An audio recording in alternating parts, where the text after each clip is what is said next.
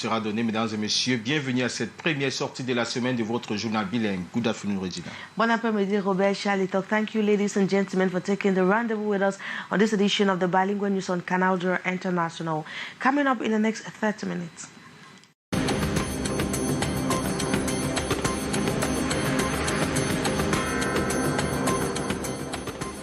Delegate General for National Security, Martin Bangangele, dismisses claims that the process of acquiring national IDs is cumbersome. He rather threw blames on the population for abandoning thousands of original ID cards in various identification points. The remarks of Martin Bangangele comes after weeks of a campaign on... D'Afrique des Nations, le Transport est venu évaluer le cahier de charges du gouvernement au volet transport. Dans ce bilingue, Junior Hussein nous donne le déroulé de son séjour. And we shall be taking you out of Cameroon to the United States of America, where Republican Senator Pat Toomey has called on Donald Trump to resign, saying the president could face criminal liability after the deadly storming of the U.S. Capitol by his supporters. Those were our major stories.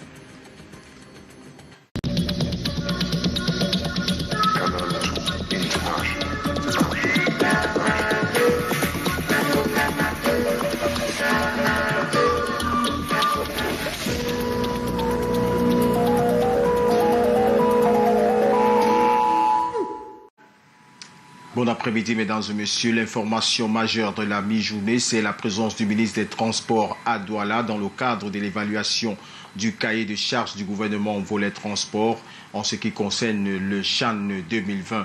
C'est donc une journée assez longue de travail qui attend Galébibé NS Massena et sa délégation. Après l'aéroport de Douala, le Transport va visiter les infrastructures routières de la ville de Douala. Retrouvons sur le terrain en ce moment nos envoyés spéciaux Junior Hussein et Thierry Nana. Bon après-midi, Junior Hussein. Bon après-midi Robert Charlito, bon après-midi Regina Leke. En ce moment, le ministre des Transports, juste derrière moi, le ministre des Transports, est en train d'accueillir la délégation du CHAN 2021 dans les différents stades de la ville de Douala pour se rassurer les ont été correctement faits. Voilà donc ce qu'il faudrait retenir de cette visite du ministre des Transports dans la ville de Douala ce jour. Ici, à l'aéroport international de Douala, je suis Junior Hussein et Thierry Nana, Canal 2 International. Merci Junior Hussein. Restons dans le secteur des transports. Le week-end a été marqué par de nombreux décès. 4 morts sur la chaussée le week-end passé. C'est sur l'axe Fumban-Kumbo dans la région de l'Ouest Cameroun. Tous les occupants d'un taxi fauché par un camion d'hommes ont tenu qui quittait la ville de Fumban pour Koutaba, une scène immortalisée par un caméraman amateur. L'histoire, quant à elle, est racontée par Yasser Trésor Tanon, et Joseph Fapon. Les images sont filmées par un usager de la route à l'aide de son téléphone portable. Il s'écrit en bamoun et décompte 4 morts sur le carreau.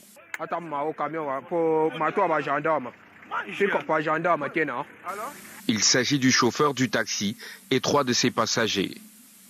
L'accident se produit dans la nuit de vendredi à samedi à Mataba, sur l'axe Fumban-Fubot, dans la région de l'Ouest Cameroun. Un choc occasionné par un pick-up de la gendarmerie selon les témoins. Le chauffeur de la voiture, selon les sources, ne roulait pas sur son côté, ce qui a créé un face-à-face. Le taxi en surcharge comptait 8 passagers à bord.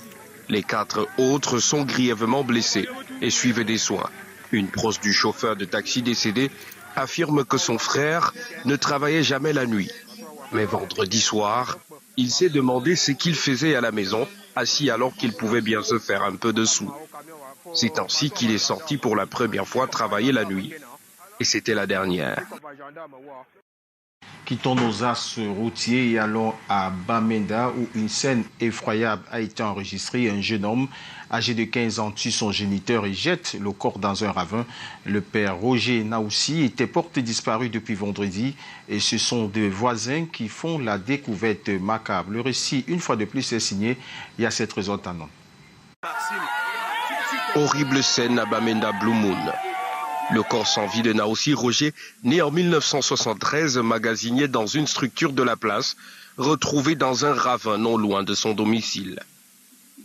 C'est son fils Maxime, âgé de 15 ans, qui en est l'assassin. Il aurait assommé son géniteur à l'aide d'un gourdin dans la nuit de vendredi avant de traîner le corps dans un ravin. Les recherches ont commencé avec le constat de l'absence du magasinier au poste samedi matin. En l'absence de Madame Naossi en déplacement, ce sont les voisins qui ont fait la découverte macabre. Maxime avait déjà quelque temps auparavant agressé sa maman, à qui il exigeait de l'argent. Celle-ci n'a eu la vie sauve que grâce à l'intervention énergétique du voisinage. Des sources dignes de foi révèlent que Maxime a été enrôlé dans une secte au nom d'une église et qu'il agissait par moments sous l'emprise de la drogue. Son géniteur, aujourd'hui victime, l'aurait plusieurs fois conduit chez un exorciste. Le jeune Maxime, 15 ans, est passé aux aveux complets après son arrestation. La suite de ce 13h bilingue, c'est avec Regina Liquez. Thank you very much, Robert Shalitok. Now, the Delegate General for National Security has dismissed claims that the process of acquiring a national ID is cumbersome. Martin Banga Ngili was speaking in a press conference in the nation's capital, Yaoundé. His remark comes after weeks of a campaign on social media by Cameroonians demanding for their ID cards. They complain getting an ID card in Cameroon remains difficult. What Martin Banga Ngili disagrees. This report with you, Hyacinthia.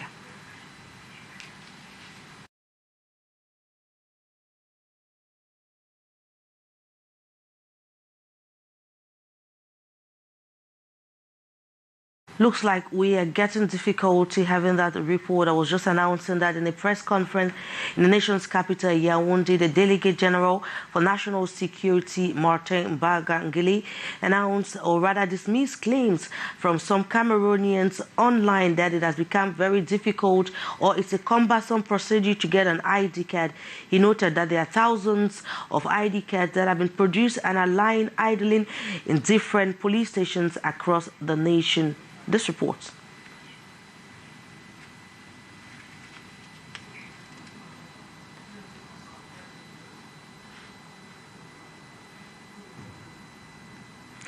It looks like we are getting difficulties having those reports in the English language. We are going to continue in French with you, Robert Charlton.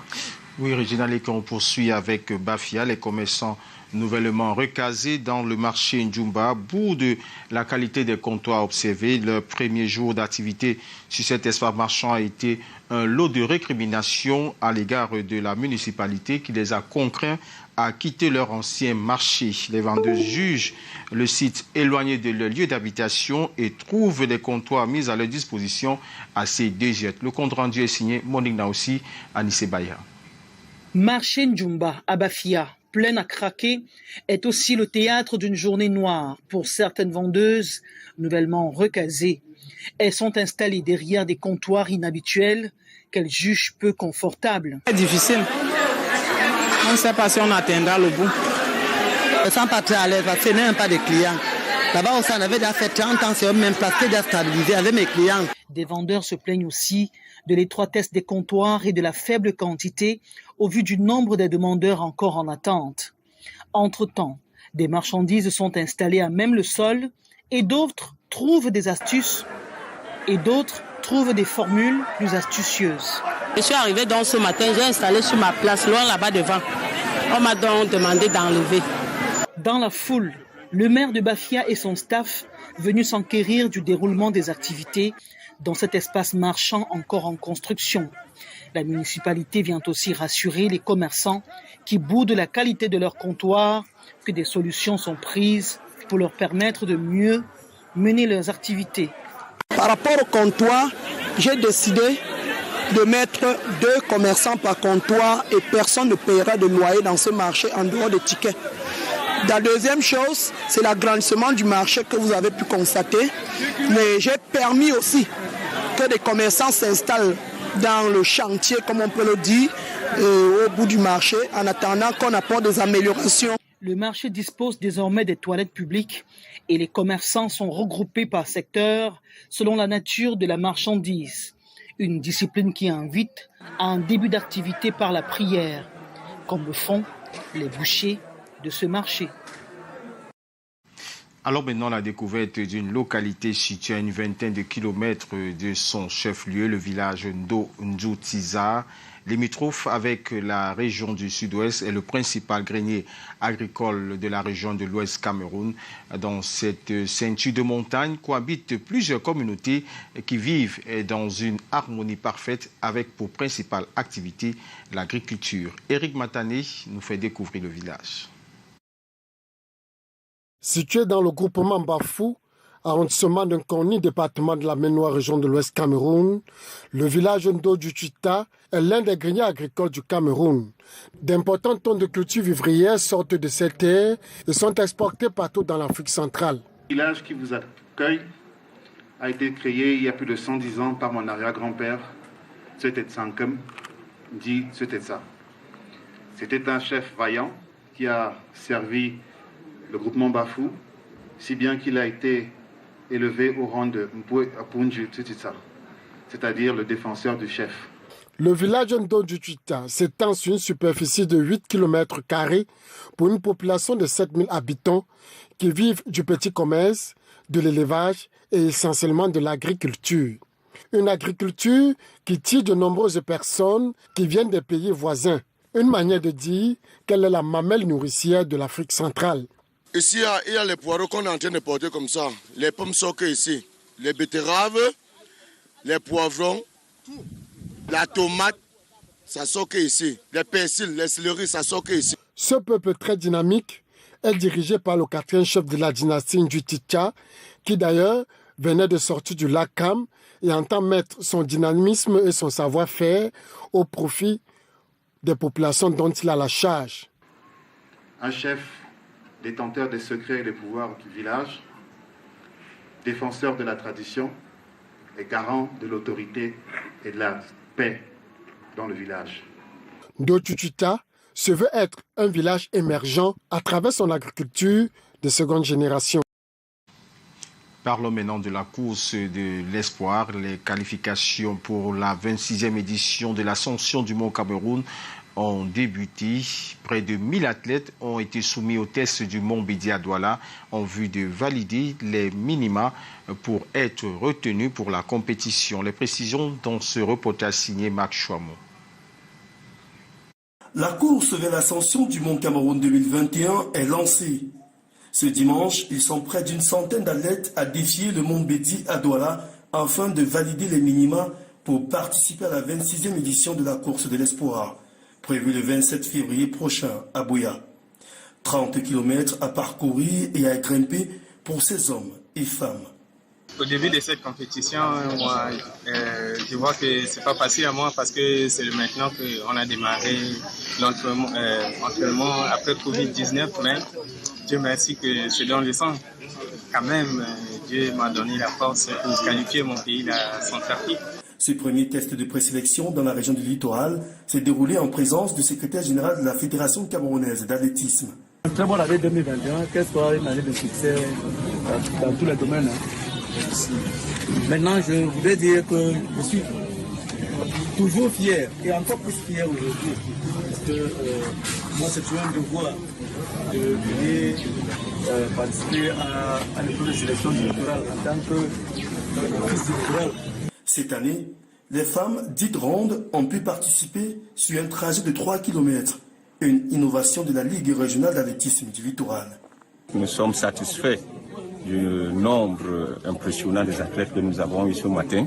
Toutes les catégories étaient là. Et ce que nous avons beaucoup apprécié, c'est au niveau de la discipline du groupe.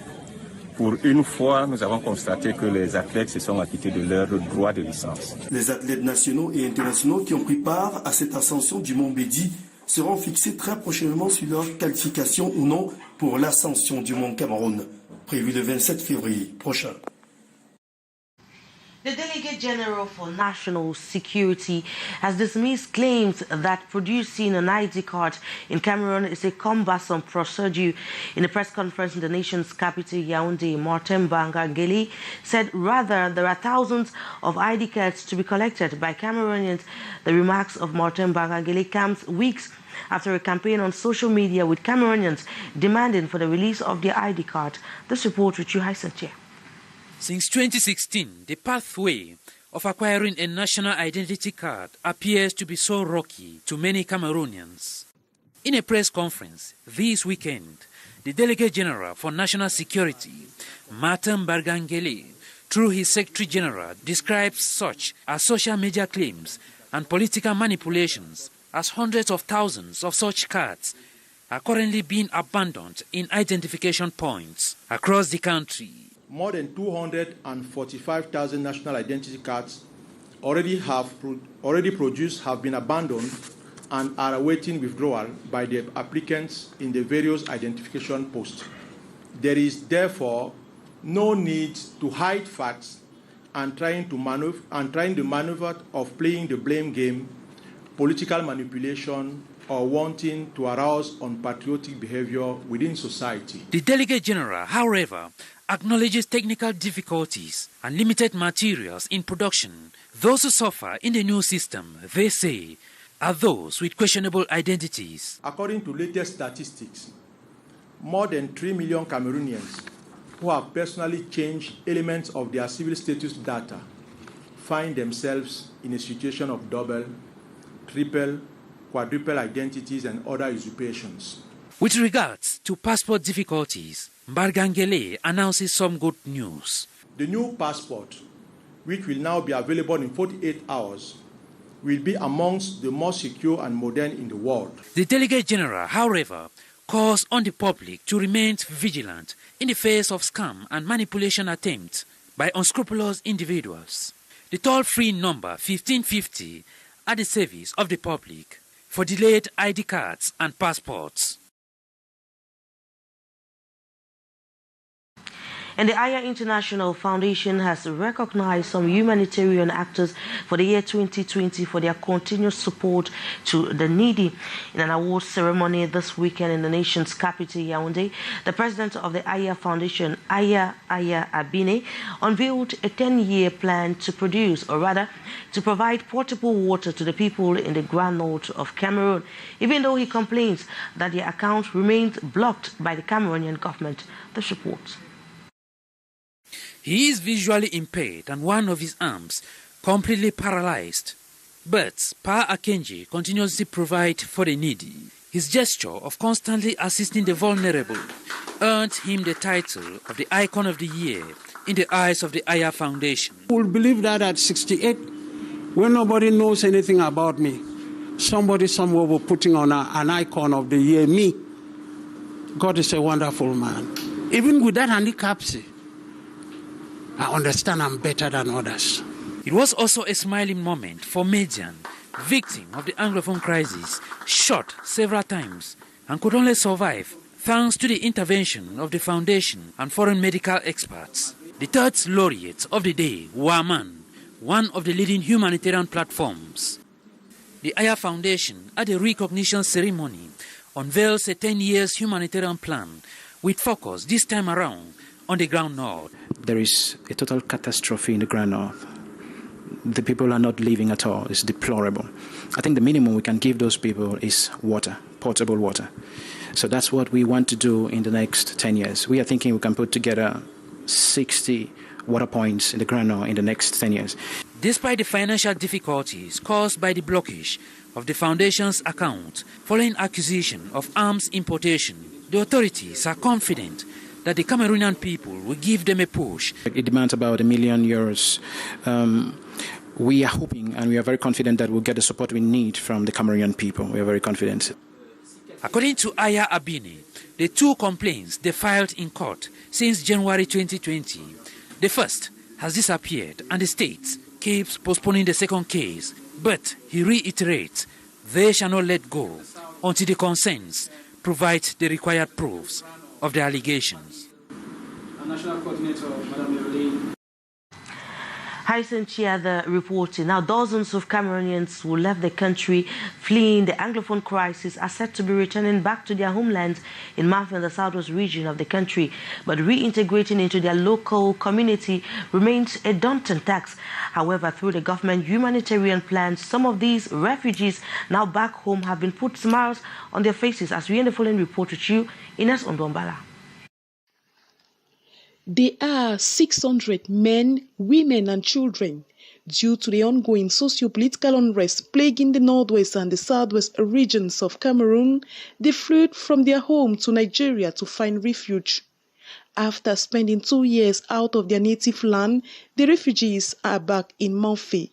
The ex-refugees and 3,000 internally displaced families are receiving household needs from the head of state. Southwest Governor Bernard Okalia-Bilai officially handed the gift to beneficiaries at the Manfé ceremonial ground.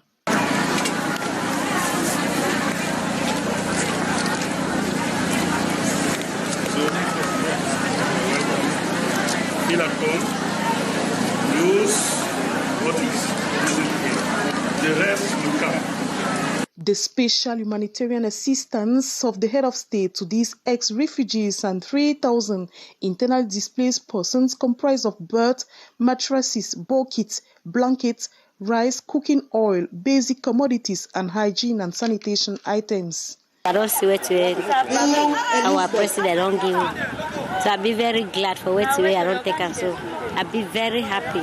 The ex-refugees and internally displaced persons now feel comfortable at home. Well, since I came back, I had to bounce back to the little business I was doing before going, which was scooping and supplying of sand. So I've been managing, and we thank God.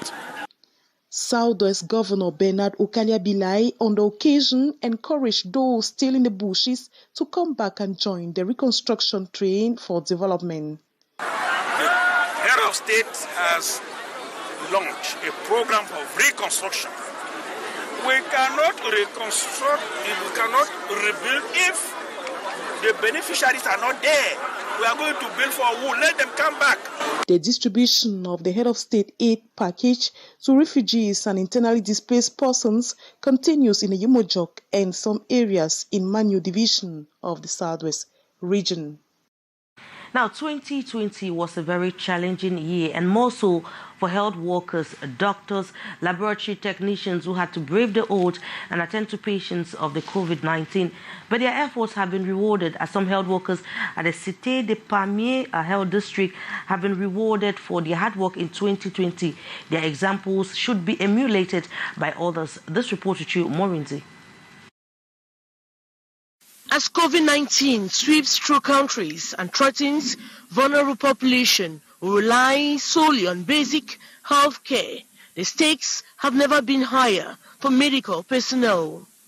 A lot of that pressure falls on frontline health workers like nurses, lab technicians, midwives, doctors, and others whose jobs are more challenging and more important than ever in the light of the pandemic. It is a case with these health personnel at the Cité de Palmiers District Hospital. They are being rewarded for braving the odds during the challenging year 2020, marked by coronavirus pandemic. It is the first edition of the Excellence Week in this government hospital.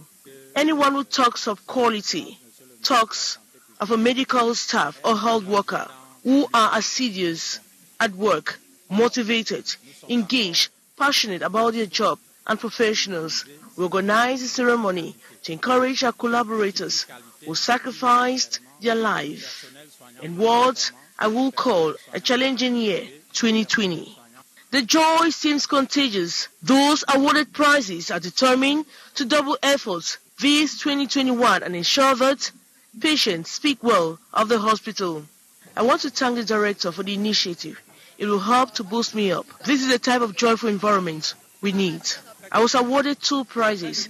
That of overall best health worker goes straight to my heart.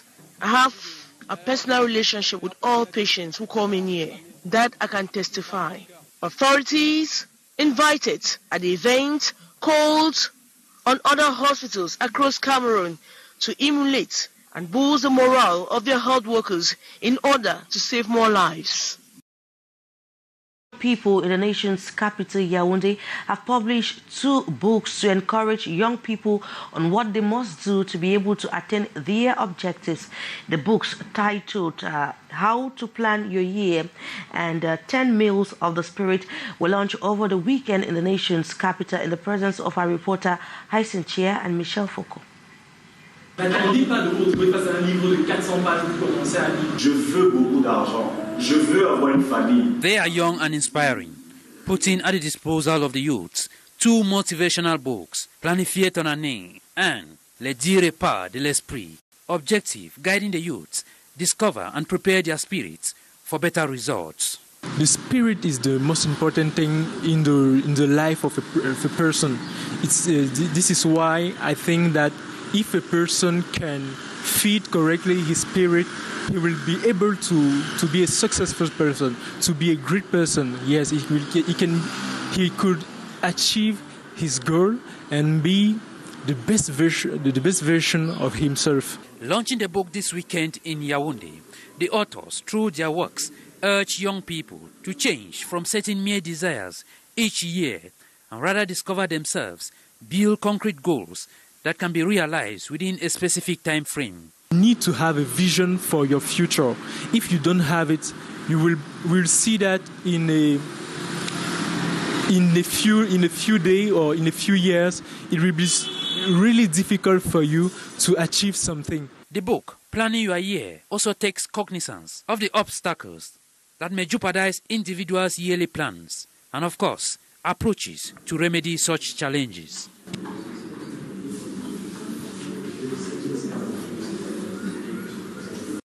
And that report brings us to the end of this edition of the news on Canal International. Thank you so much for watching. We wish you an excellent day.